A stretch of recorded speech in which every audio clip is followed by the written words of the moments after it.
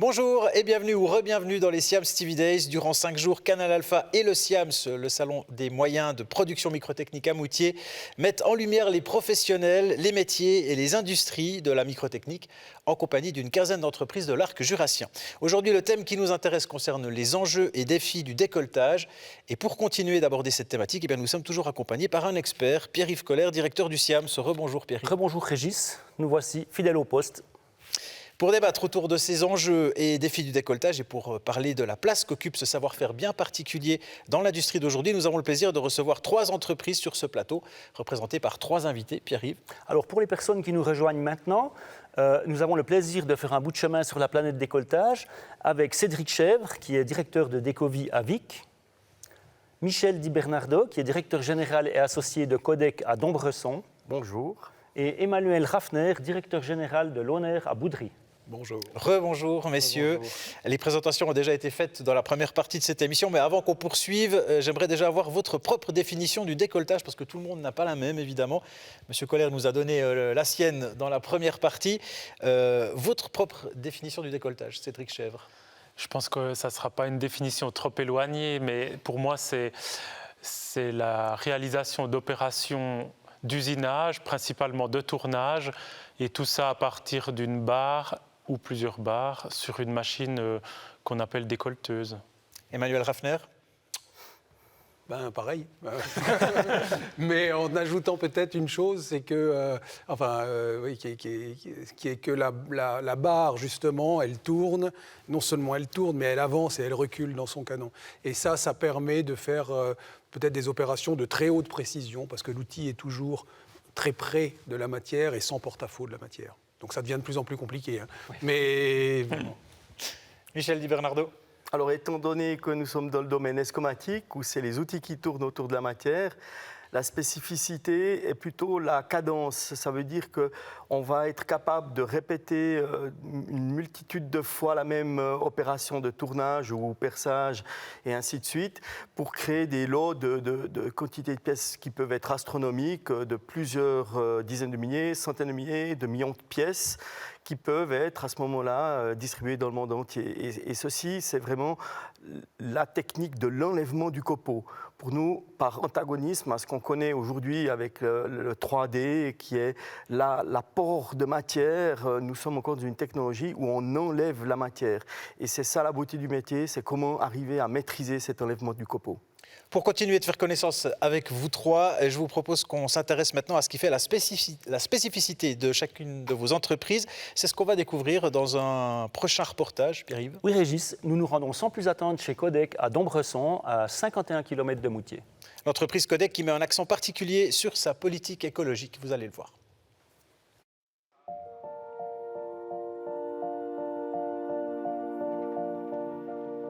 La définition du décolletage, pour moi, c'est déjà une passion, dans un premier temps, que j'ai découvert en 1986. C'est un métier qui est intéressant parce qu'on est dans la productivité de haute quantité, de haute capacité de pièces. On en fait 4,5 millions par jour. La place du décolletage pour l'avenir, à mon avis, il est très important dans le sens où on voit, par exemple, avec les voitures électriques aujourd'hui, tous les axes moteurs qui vont être demandés pour le futur. Si on arrive à se placer, avec les panneaux solaires aussi, la connectique, une nouvelle matière sans plomb sont des défis aujourd'hui très importants pour le décolletage et le futur. Alors le premier défi aujourd'hui, c'est la formation. Nous travaillons avec le CAGE à Chaux-de-Fonds, donc nous formons des apprentis et nous formons aussi des jeunes adultes pour la pérennité de l'entreprise. Ça, c'est le premier défi qu'on doit avoir. Le deuxième défi, je dirais que c'est par rapport à l'évolution de la société, le travail à 80% par exemple, dans une dynamique de productivité jour et nuit et le week-end est un défi pour nous très important. Face à l'incertitude économique, Codec a toujours réussi à réagir. On a une bonne dynamique dans le sens où on a une autonomie. Le décolletage est vraiment soutenu par un département R&D, des outils qui sont faits sur mesure en interne. La réactivité est la priorité de l'entreprise. Dans les ateliers, les machines ACAM et les CNC cohabitent chez Codec. La plus grande quantité, c'est encore des machines ACAM. pour des produits relativement simples, de haute productivité. Mais aujourd'hui, les commandes numériques prennent de l'ampleur, les produits deviennent de plus en plus complexes et demandent beaucoup plus de souplesse, de changement de cote ou de tolérance pour répondre à la demande du client. Aujourd'hui, l'humain, par rapport à tout ce côté digital, reste, je dirais, la place centrale. Le côté digital va nous permettre d'améliorer des temps de travail, d'améliorer des vitesses d'organisation, je dirais, dans le flux. Mais l'humain reste notre priorité. Donc la passion transmise à l'humain et l'humain sur les machines ne changera pas au niveau du décolletage. Michel Di Bernardo, j'avais envie qu'on parle d'écologie aussi dans cette émission, puisque c'est un des enjeux auxquels est confronté le décolletage aujourd'hui, l'industrie en général. Quels changements concrets sont opérés plutôt chez vous dans l'entreprise Codec? Alors Régis, d'abord, on doit se situer, ça veut dire qu'on habite quand même une magnifique région qu'est le canton de Neuchâtel, avec pour nous une situation au fond du Val de Rue. Et d'ailleurs, j'ai la chance d'avoir un bureau qui prédomine une vue sur la vallée extraordinaire. Il ne nous viendrait pas à l'idée de ne pas être en symbiose avec cet environnement. Et ça a toujours fait partie de notre politique. Et effectivement, comment on le concrétise? Pour nous, c'est l'énergie. On a travaillé dès que possible pour éviter de devoir se chauffer, tellement les machines dégageaient de la chaleur. On a tout de suite recyclé toutes les émanations que pouvaient créer les machines, notamment les compresseurs. Et ensuite, le deuxième axe, comme grand consommateur électrique, nous avons, dans la nouvelle construction qu'on a fait entre 2017 et 2020, installé 1350 mètres de panneaux solaires sur l'usine. Et on va encore en poser l'année qui vient pour porter à notre surface totale 2300 mètres carrés de panneaux solaires. Donc on a une fibre écologique. L'autre point est l'eau. L'eau est un défi pour demain. Vous savez que quand on va polir les pièces, on utilise pas mal d'eau, ce qui est toujours difficile à devoir gérer parce qu'il faut retraiter l'eau, on utilise beaucoup de chimie. Et l'objectif est d'avoir des nouvelles générations de machines que l'on a pu voir dans la présentation tout à l'heure du film, qui nous aident à utiliser 10 fois moins d'eau. Et ceux-ci sont des axes donc, qui sont gagnants-gagnants, nous-mêmes dans notre manière de travailler, pour l'environnement, pour les collaborateurs et pour la région. Cédric Chèvre, ces questions environnementales, elles vous occupent l'esprit chez Decovi? Elle nous occupe l'esprit et pas seulement depuis qu'on parle un petit peu d'augmentation du prix de l'électricité. Ça fait longtemps que c'est des thématiques qu'on a commencé d'aborder, déjà en se certifiant au niveau environnemental depuis une quinzaine d'années maintenant. Mais une certification, ça ne veut pas encore dire qu'on fait des miracles. Et puis finalement, on a aussi pas mal d'axes de travail. Donc on a aussi posé des panneaux solaires. On travaille aussi sur quel type de produits on utilise, quels solvants. On utilise encore beaucoup de chimie ou de produits de benzine, de choses comme ça dans les ateliers. Donc il y a toute une réflexion qui est menée pour aussi réduire ces consommations. Et puis un axe important finalement qui rejoint aussi la question du personnel, c'est de travailler le plus possible avec du personnel local qui effectuera moins de kilomètres pour se rendre sur son lieu de travail. Et puis ça, c'est peut-être un axe souvent négligé, mais qui a beaucoup d'importance pour Decovi. Emmanuel Raffner, vous qui êtes venu à pied depuis l'usine jusqu'à nos studios, cet aspect local, il est aussi important chez Lohner? Oui, c'est clair. Enfin, tout ce qui a été dit, hein, c'est ce qu'on vit nous aussi et ce qu'on fait vivre dans l'entreprise. Mais juste, je profite de la question pour redire, parce que tout le monde ne le sait peut-être pas, que toutes nos entreprises, en tout cas, je pense pouvoir parler pour nous trois, voilà maintenant plus de 30 ans qu'on est des entreprises propres, qu'on recycle nos déchets, qu'on ne rejette plus rien, ni de physique, ni de vapeur dans l'atmosphère, qu'on est déjà très très attentif également sur la partie chauffage. Une usine comme celle de Lohner à Boudry, où il y a 200 machines, 5000 m², on consomme moins de mazout qu'un petit appartement. Parce que les machines... Donc tout ça est déjà là. Maintenant, les enjeux du futur, c'est de le faire, c'est de continuer d'optimiser, consommer moins, faire moins de trajets pour venir travailler, avoir un bilan carbone plus global, et puis évidemment travailler de concert avec nos partenaires, notamment fabricants de machines, Parce qu'aujourd'hui, c'est vrai que pour sortir des petites pièces de 0,5 par 0,5, on utilise quand même encore des machines qui sont parfois des immenses machines. Il y a certainement à optimiser, mais ça va prendre du temps. Mais en tout cas, je crois que je peux parler pour tous les décolleteurs en disant qu'on est derrière et engagé fortement dans cette démarche-là depuis longtemps et encore plus aujourd'hui. Pierre-Yves, on le voit bien, ces questions reliées avec l'écologie sont partout aujourd'hui et comme le rappelait M. Raffner, ça ne date pas d'hier. C'est peut-être un des plus grands défis auxquels l'industrie va être confrontée, est déjà confrontée aujourd'hui et va être encore confrontée demain. Alors je pense effectivement que ça a été dit, c'est un défi parce que c'est à la mode, mais en réalité les entreprises n'ont pas attendu que ce soit à la mode pour s'en occuper. Donc les entreprises sont déjà de plus en plus propres depuis des dizaines d'années, elles vont continuer de s'améliorer, la technologie permet beaucoup plus de choses. Et oui, le défi est là, mais je pense qu'il n'est pas nouveau. On va passer au reportage consacré à notre deuxième entreprise invitée, Pierre-Yves.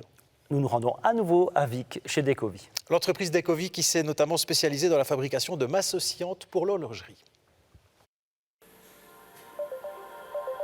Donc l'entreprise, elle a une spécialisation quand même dans les diamètres un peu plus importants que la moyenne régionale. On a toujours travaillé sur des diamètres plutôt au-dessus de 6 mm jusqu'à 20. Ça a vraiment des particularités par rapport au métier de nos confrères qui travaillent vraiment dans le petit.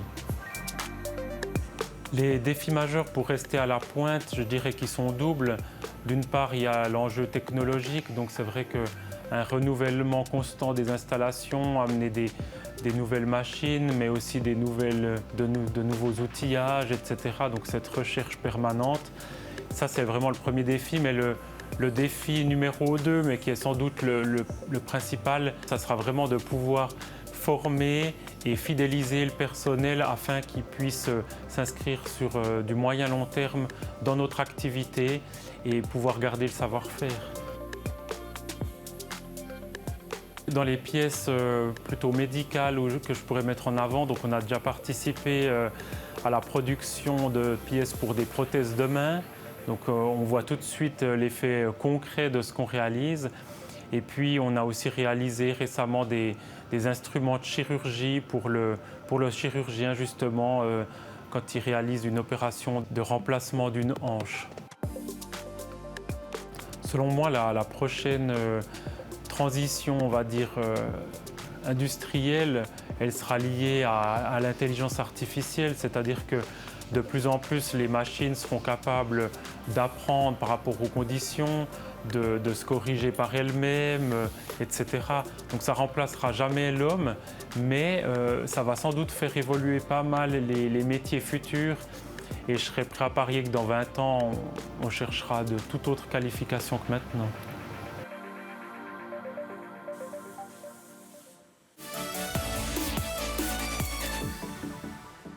Cédric Chèvre, on l'a vu dans le reportage, vous avez une gamme de produits extrêmement diversifiée, du médical, de l'horlogerie, bien sûr, comme beaucoup de décolleteurs.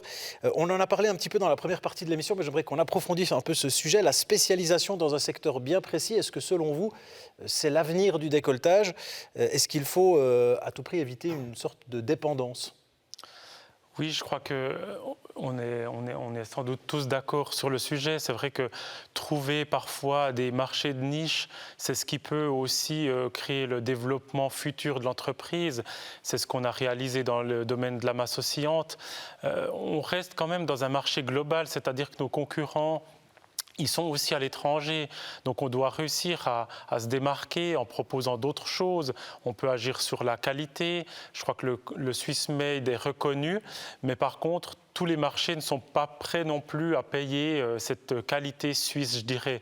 Donc effectivement, on doit se démarquer, on doit trouver de nouveaux marchés, des marchés porteurs, et puis sans oublier que chaque jour, on doit essayer de réduire nos prix de revient pour être là demain. J'en ai parlé avant, en termes de durabilité, je ne parlais pas seulement de la question écologique, je parlais aussi d'être présent encore demain, et puis grâce à l'innovation et au savoir-faire suisse, je crois que nos métiers, ils ont des beaux jours encore devant eux. Michel Di Bernardo, Cédric Chèvre disait à l'instant, le savoir-faire suisse est encore reconnu en Suisse et à l'étranger, évidemment. Vous êtes d'accord avec ça? Tout à fait, je rejoins mon confrère sur ce sujet. Il est aussi couplé par l'évolution des moyens. les moyens qui sont pour nous des plus importants parce que nous développons nos propres machines, ce qui nous permet d'avoir des adaptations d'usinage propres à la demande du client. Et c'est cette agilité, flexibilité et en même temps l'innovation qui fait qu'on arrive à vendre le Swiss Quality au prix qui doit être vendu. Emmanuel Raffner. Si je veux ajouter quelque chose à ça, je dirais qu'il y a quand même des éléments de contexte nouveaux qui font que, on a parlé d'écologie tout à l'heure ou de développement durable, peut-être verra-t-on revenir en Suisse la production d'un certain nombre de produits consommés en Suisse mais fabriqués très très loin de la Suisse et qu'on saurait faire en Suisse. Et dans le monde du décolletage, on a moult exemples de produits qui pourraient être rapatriés.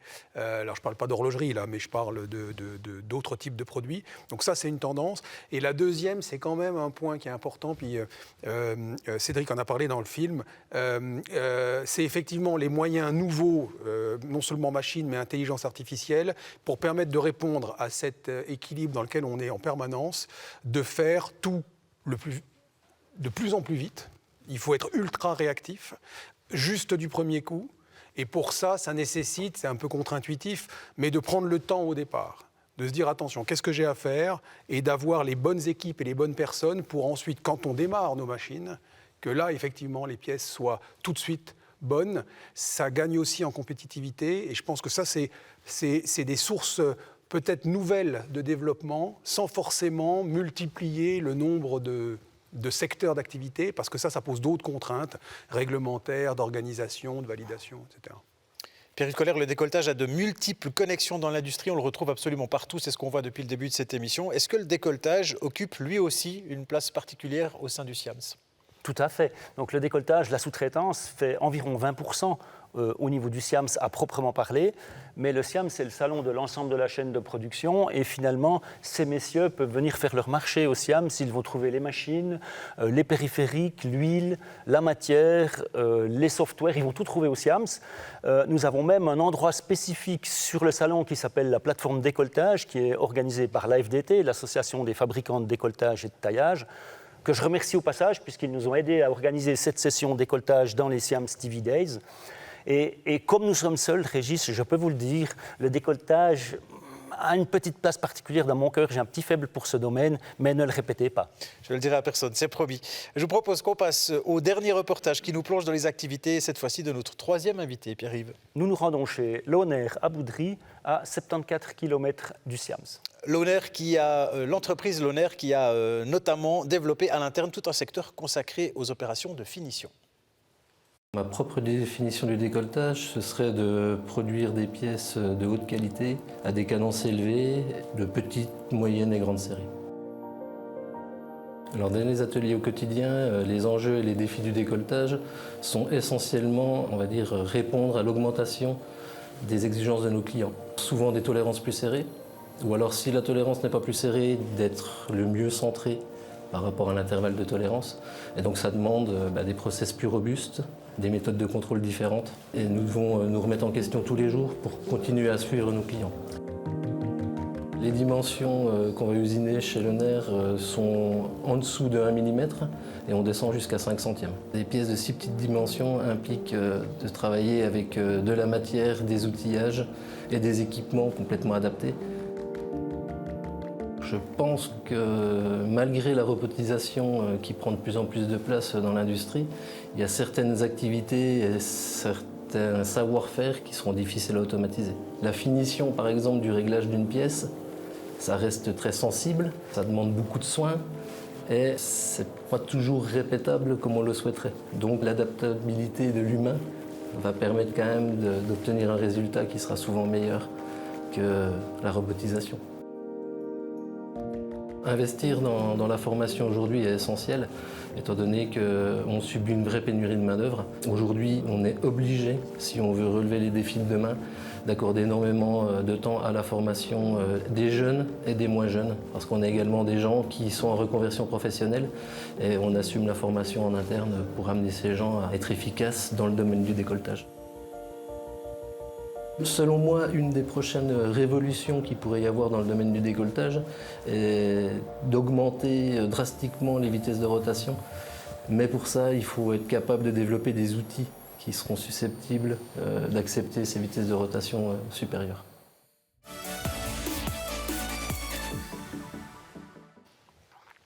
Emmanuel Raffler, on entendait à l'instant dans le film votre collègue parler de ces opérations de finition qui, quelque part, obligent encore, nécessitent encore le regard humain. L'homme est donc encore primordial pour ces petites opérations. Il n'est pas prêt d'être remplacé par une machine.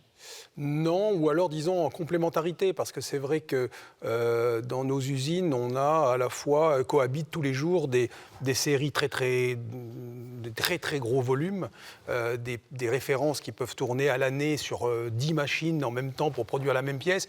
Il est certain que ce genre de production, intuitivement, c'est logique d'essayer d'optimiser, de gagner la seconde, de regrouper les lots, d'automatiser les posages, etc. En revanche, en même temps, on a d'abord au stade du proto et puis tout un tas, notamment dans le médical, de plus petites séries où là, l'automatisation n'est pas forcément la réponse. Donc il y a toujours besoin de l'intervention humaine.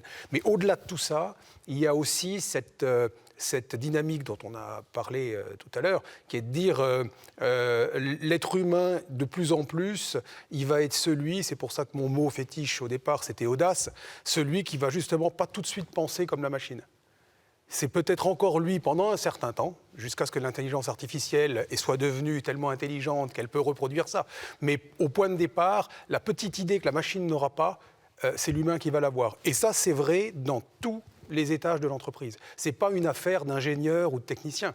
Ça peut être, on a vu le stock matière, voilà, le monsieur au stock matière, il peut avoir une idée tout d'un coup pour dire, tiens, on va faire comme ça. Et là, on crée de la richesse, c'est ce qu'on essaye de faire vivre. On le voit dans l'industrie aujourd'hui, il y a de moins en moins d'opérateurs qui sont confrontés à des tâches extrêmement répétitives. On essaie de varier un peu les travaux pour tout le monde. Est-ce que c'est ça l'avenir du décolletage et plus précisément du décolleteur? Est-ce qu'il est appelé lui-même dans les ateliers à se diversifier de plus en plus? Michel Di Bernardo? C'est une bonne question. Je crois que ça correspond plutôt au profil des personnes. On doit s'adapter aussi au profil des collaborateurs et mettre en valeur leurs compétences. Il y aura le collaborateur qui sera plutôt dans une zone de confort où il y aura de la répétabilité, de répétition du travail, et un autre qui voudra faire partie d'une équipe plus à même à être flexible, à devoir diversifier ses travaux. Et c'est là qui fait la force d'une entreprise, c'est la diversité et la complémentarité. Cédric Chèvre?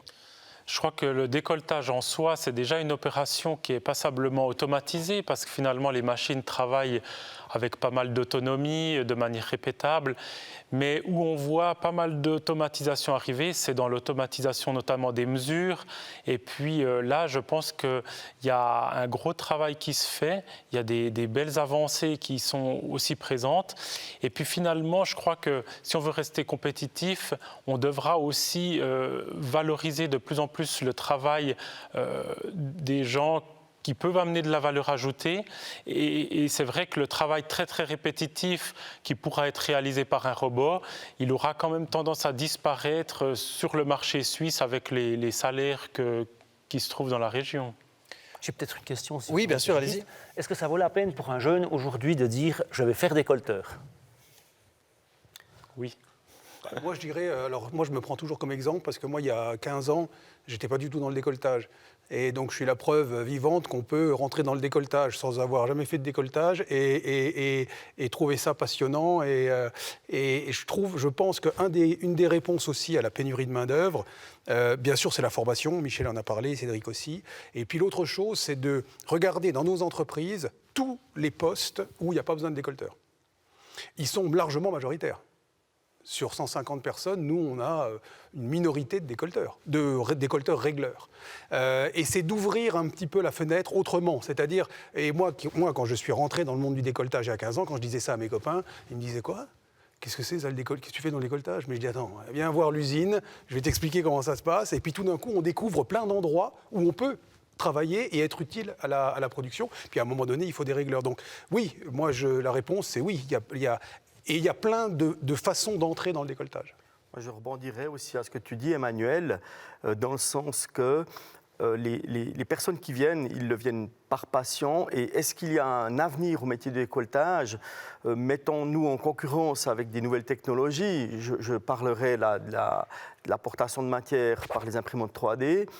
Bien qu'on fait des très belles choses, on n'arrive jamais encore à concurrencer la vitesse du décolletage, la quantité que fait le décolletage.